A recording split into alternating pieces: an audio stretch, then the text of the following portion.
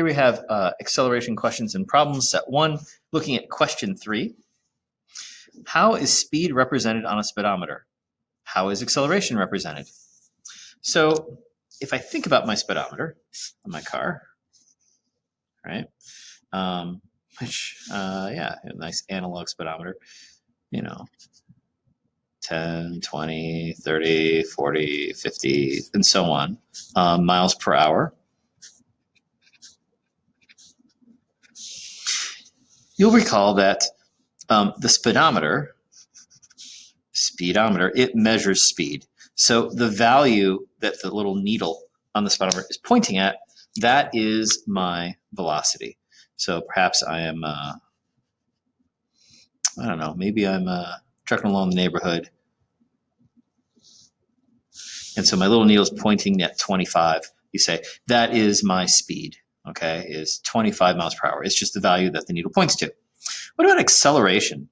This is a speedometer. Does it measure acceleration? And you say, well, acceleration is how quickly I'm changing my velocity, right?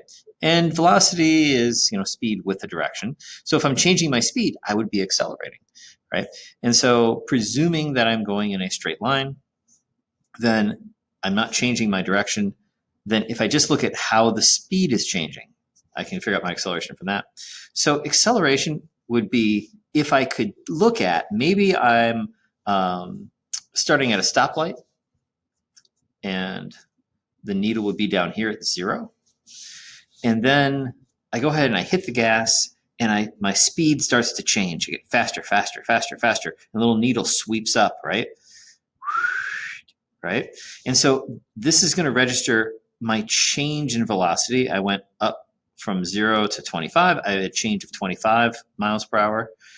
And if I can keep track of the time, then I could take my change in, again, we say acceleration is my change in velocity divided by the duration, the time it took to do it.